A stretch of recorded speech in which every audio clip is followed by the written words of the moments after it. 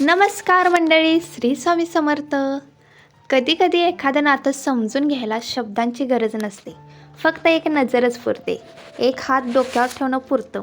आणि कधी कधी फक्त एवढंच पुरतं की बाबा जवळ आहेत. बाबा हा शब्द ऐकला की प्रत्येक मुलीच्या मनात एक वेगळीच दुनिया उभी राहते. लहानपणी आपल्याला वाटतं बाबा म्हणजे आपल्याला हवं ते आणून देणारा माणूस, आपण हट्ट केला की दुकानात घेऊन जाणारा माणूस, आपण पडल्यावर आपल्यापेक्षा जास्त घाबरणारा माणूस, आणि आपण रडलो की वरून रागवल्यासारखं दाखवून आतून मात्र तुटणारा माणूस. लहानपणी बाबा आपल्याला हात धरून चालायला शिकवतात, पण मोठं झाल्यावर आपण कधी नकळत बाबांचा हात सोडून देतो. आणि मग आयुष्य आपल्याला इतकं व्यस्त करून टाकतं की एक दिवस जाणवतं, अरे आपण बाबांशी शेवटचं मनापासून कधी बोललो होतो. लहानपणी बाबांना रोज सांगायचो, बाबा मला हे पाहिजे, बाबा मला तिथे जायचं आहे, बाबा माझ्यासाठी हे घेऊन या. आणि बाबा किती थकलेले असले तरी हो आणतो असंच म्हणायचे. कधी ती गोष्ट लगेच मिळायची, कधी उशिरा मिळायची, पण आपल्याला कधीच जाणवू दिलं नाही की ती गोष्ट आणण्यासाठी बाबांनी स्वतःच्या कितीतरी इच्छा बाजूला ठेवल्या असतील. बाबाने आपल्याला फक्त वस्तू दिल्या नाहीत, त्यांनी आपल्याला एक सुरक्षित जग दिलं. आणि मुलगी बाबांच्या त्या जगातली सगळ्यात नाजूक गोष्ट असते. म्हणूनच कदाचित मुलगी कितीही मोठी झाली, तिचं लग्न झालं, ती दुसऱ्याच्या घरात गेली, तिला स्वतःची मुलं झाली, तरी बाबांसाठी ती कायमची तीच असते. त्यांच्या बोटाला धरून चालणारी, त्यांच्या मागे लपणारी, बाबा मला भीती वाटते म्हणणारी ती छोटीशी मुलगी. पण या नात्याची सगळ्यात मोठी गंमत माहिती आहे, मुलगी मोठी होत जाते पण बाबांचं तिच्यावरचं प्रेम कधीच मोठं होत नाही. ते फक्त अधिक शांत होत जातं, अधिक खोल होत जातं, आणि कधी कधी शब्दांशिवायही सगळं सांगून जातं. कारण बाबा प्रेम कमी दाखवतात पण प्रेम कमी करत नाहीत. लहानपण आठवलं की आईच्या खुशीतली ऊब आठवते, पण बाबांच्या हाताची एक वेगळीच सुरक्षितता आठवते. लहानपणी आपण बाबांसोबत बाहेर जायचो, बाबांच्या हाताला धरून, कधी बाजारात, कधी यात्रेत, कधी एखाद्या छोट्याशा दुकानात. आणि आपल्याला काही आवडलं की आपण बाबांकडे बघायचो, काही बोलायची सुद्धा गरज नसायची, फक्त डोळ्यांनी सांगायचो बाबा हे पाहिजे, आणि बाबा आपल्याकडे बघून हसायचे. कधी म्हणायचे घेऊया ग, कधी म्हणायचे पुढच्या वेळी घेऊया, पण त्या पुढच्या वेळीमध्येही आपल्याला आशा असायची, कारण बाबा म्हणाले आहेत ना, मग ते होणारच. बाबा दिवसभर बाहेर काम करतात, कितीही थकलेले असले तरी घरी येताना मुलांसाठी काहीतरी घेऊन यायचेच. कधी चॉकलेट, कधी फळं, एखादं छोटंसं खेळणं, किंवा काहीच नसेल तरी बाबा घरी आले हेच आपल्यासाठी पुरेसं असायचं. आणि आपण दरवाजाकडे बघत बसायचो. बाबांच्या गाडीचा आवाज आला की आपण धावत बाहेर जायचो. बाबा आले त्या 2 शब्दांमध्ये आपलं पूर्ण बालपणच दडले. लहानपणी आपल्याला मोठ्या गोष्टी नसायच्या हव्या, आपल्याला हवी असायची एक बाहुली, एक सायकल, एक ड्रेस, यात्रेतला एखादा खेळ किंवा आईस्क्रीम, किंवा बाबांनी आणलेला एखादा खाऊ. आणि बाबा स्वतःसाठी कदाचित काही घेत नसतीलच, पण मुलांनी काही मागितलं की त्यांचा विचार बदलायचा, कारण बाबांसाठी मुलांचा हसून हीच त्यांची कमाई असते. हळूहळू ती छोटी मुलगी मोठी होते. शाळा, कॉलेज, तिची स्वप्न, तिचं स्वतःचं जग, आणि बाबा दुरून सगळं बघतच असतात. पूर्वीसारखं बाबा माझ्यासोबत या असं ती प्रत्येक वेळी म्हणत नाही, पूर्वीसारखा हात धरून चालतही नाही, पण बाबा आजही तिच्या प्रत्येक पावलाकडे लक्ष देत असतात. ती कुठे जाते, कशी आहे, जेवली का, वेळेवर घरी आल्या का, हे सगळं त्यांच्या मनात असतं. फक्त प्रत्येक वेळी ते विचारत नाहीत, कारण मुलगी मोठी होत चालली हे त्यांनाही माहीत असतं. मुलींच्या आयुष्यातला सगळ्यात मोठा बदल तिचं लग्न. घरात लग्नाची तयारी सुरू होते, सगळे आनंदात असतात, मुलगीही आनंदात असते, पण या सगळ्या गर्दीत एक माणूस मात्र मनात काहीतरी लपवतच असतो, तो म्हणजे बाबा. बाबा माझं लग्न झालं, मी तुम्हाला रोज फोन करेन. बाबा हसतात, हो कर ग बाई. ती म्हणते, बाबा मी तुम्हाला भेटायला वारंवार येईन. बाबा पुन्हा हसतात, हो ये. पण मनात मात्र एकच विचार असतो, माझी मुलगी खरंच उद्यापासून ह्या घरात राहणार नाही. आणि लग्नाचा दिवस संपून जातो, निरोपाची वेळ सुद्धा येते. मुलगी आईला मिठी मारून रडते, सगळेच रडतात, पण बाबा कदाचित डोळ्यातलं पाणी लपवण्याचा प्रयत्नच करतात, कारण त्यांना मुलीसमोर मजबूत राहायचं असतं. पण गाडी निघते आणि मुलगी मागे वळूनच बघत बसते, आणि बाबांच्या डोळ्यातलं पाणी तिला सगळं सांगून जातं. ते त्यांच्या घरातलं एक छोटंसं जग निरोप देत असताना, ज्या मुलीने त्यांच्या घरात हसू आणलं, जिच्यासाठी ते कित्येक वर्ष धावले, जिच्या प्रत्येक हट्टावर हसले, आज तीच मुलगी दुसऱ्या घराची होऊन जाते. आणि बाबा दारात उभे राहतात, गाडी दिसेनाशी होते, पण बाबांची नजर मात्र त्या रस्त्यावरच राहते. मंडळी, मुलगी सासरी जाते, पण बाबांच्या मनातून कधीच जात नाही. ती आता दुसऱ्याच्या घरात असते, पण बाबांच्या फोनमध्ये तिचा नंबर अजूनही तसाच असतो. तिचा फोटोही अजूनही जपलेला असतो आणि फोन वाजला की आजही बाबा म्हणतात, माझी मुलगी असेल. म्हणूनच म्हणतात, मुलगी लग्नानंतर घर बदलते, पण बाबांचं तिच्यावरचं प्रेम कधीच बदलत नाही. फक्त पूर्वी बाबा तिच्या जवळ होते, आता ते दूर असतात, पण बाबांच्या प्रत्येक प्रार्थनेत ती आजही जवळच असते. पूर्वी बाबा रोज विचारायचे, शाळेत गेलीस का ग, जेवलीस का, अभ्यास केलास का. आता ते प्रश्न थोडे बदलतात, जेवलीस का ग, तब्येत ठीक आहे ना तुझी, सगळं नीट तरी आहे ना, काही त्रास तरी नाही ना तुला. आणि मुलगी म्हणते, हो बाबा, सगळं छान आहे. पण बाबांना त्या एका होवर पूर्ण विश्वास बसतच नाही, कारण बाबांना मुलीचा आवाज ऐकून तिच्या मनात काय चाललंय हे लगेचच कळतं. कधी कधी मुलगी फोनवर शांत असते, बाबा लगेच विचारतात, काय झाले ग. ती म्हणते, काही नाही बाबा. पण बाबा पुन्हा विचारतात, खरंच सांग. कारण बाबांना माहीत असतं, मुलगी काही नाही म्हणते म्हणजे कदाचित काहीतरी आहे. काही बाबा असे असतात जे मुलीवर खूप प्रेम करतात, पण ते प्रेम शब्दात सांगता येत नाही. माझी आठवण येते हे ते कदाचित कधी म्हणणार सुद्धा नाहीत, तुझी काळजी वाटते हेही सांगणार नाहीत. पण मुलगी माहेरी येणार असं कळलं की बाबा तिच्यासाठी आवडीचा खाऊ आणूनच ठेवतात. ती येणार म्हणून घरातल्या छोट्या छोट्या गोष्टी व्यवस्थित करतात, आणि ती आली की बाहेरून फक्त एवढंच म्हणतात, आलीस. पण त्या एका शब्दात किती आनंद असतो हे फक्त मुलगीच समजू शकते. माहेर म्हणजे मुलीसाठी फक्त एक घर नसतं, ते तिचं मी काहीही असले तरी माझी जागा इथेच आहे असं वाटणारं ठिकाण असतं.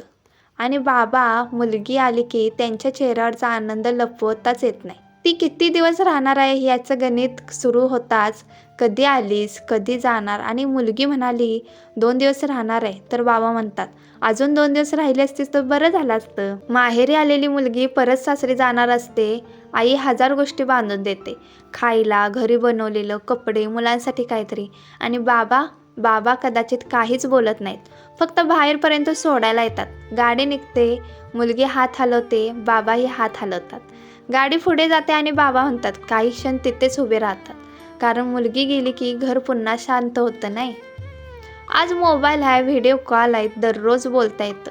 मुलगी दूर असली तरी तिचा चेहरा स्क्रीनवर दिसतो, पण स्क्रीनवर दिसणारी मुलगी आणि समोर बसलेली मुलगी ह्यात खूप मोठा फरक आहे. बाबांना तिचा आवाज ऐकायला नसतो, फक्त कधी कधी तिला समोर बसलेलं पाहायचं असतं, तिच्या हातचा चहा प्यायचा असतो, तिच्याशी 2 शब्द बोलायचे असतात, आणि काही न बोलताही तिच्या जवळ बसायचं असतं. मुलगी दूर गेल्यावर बाबा तिचा फोटो कधी कधी बघत बसतात. कदाचित ती फोटोमध्ये हसत असते आणि बाबा मनात म्हणत असतात, ही एवढी मोठी कधी झाली.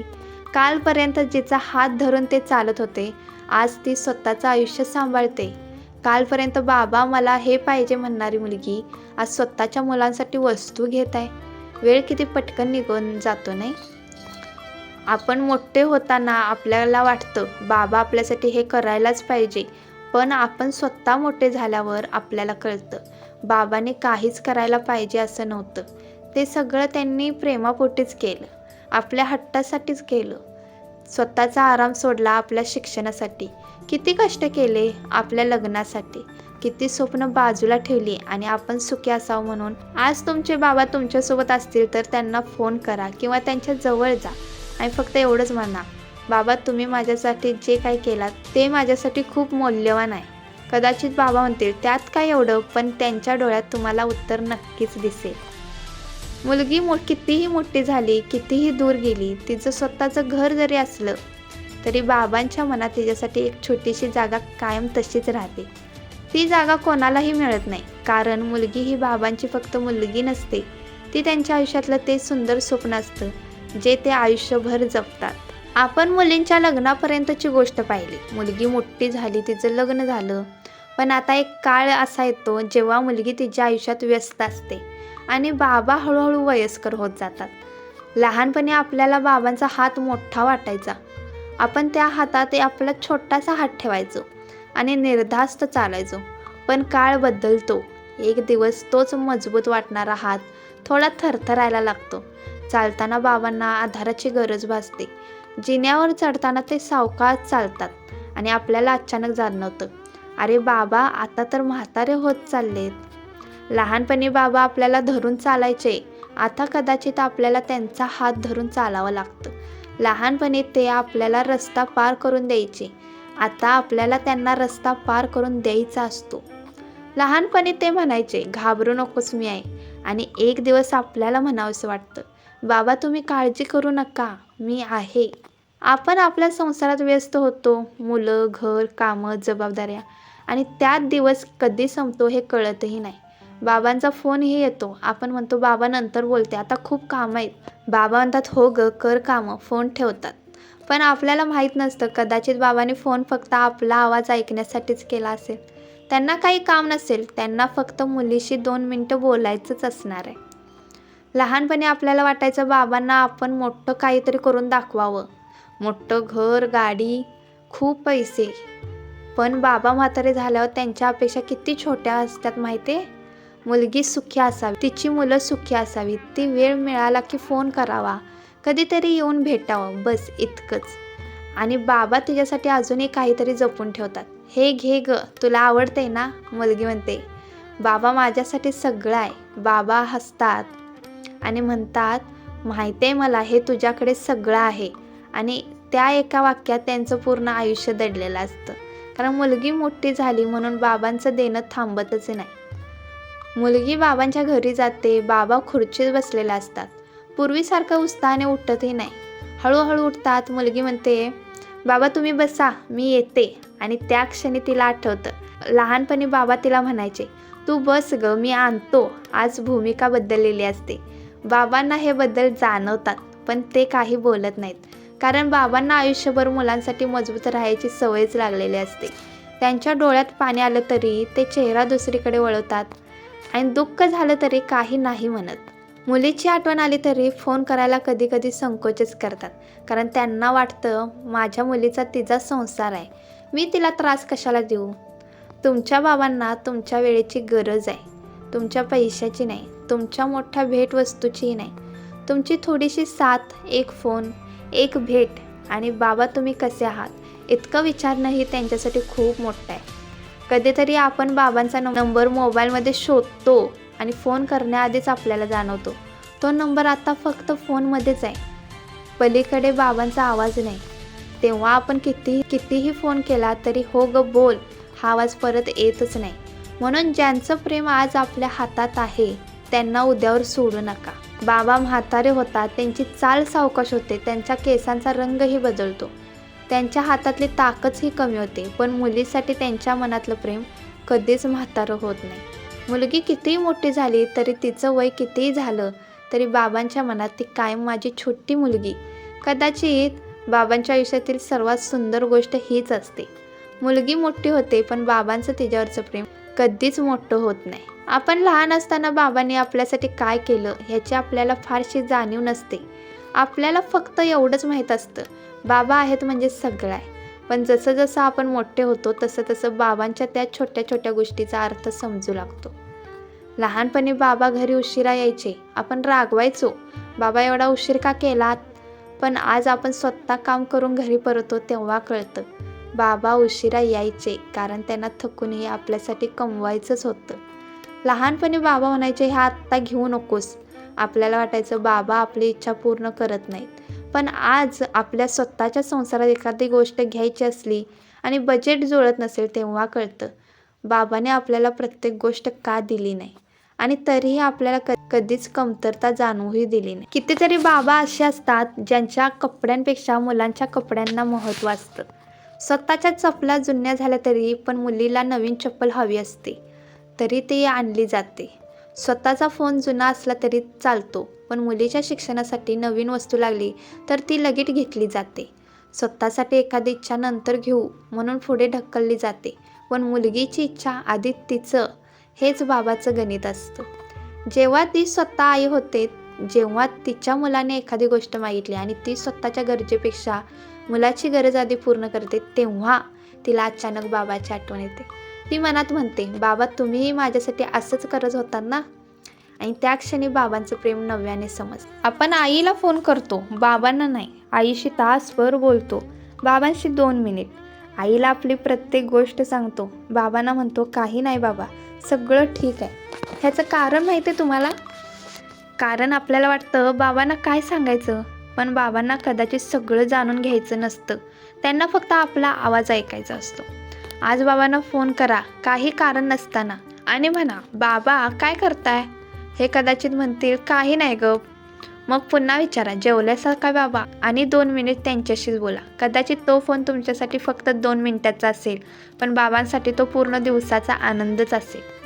बाबांना नेहमी असं वाटतं, मुलगी सुखी आहे ना, मग मी सुखी आहे. म्हणून तुम्ही कितीही मोठं यश मिळवा, पण बाबांना जर तुमच्या चेहऱ्यावरचं समाधान दिसलं तर त्यांच्यासाठी तेच सर्वात मोठं यश आहे. पैशाची गरज नाही, तुमच्या मोठ्या नावाचीही गरज नाही.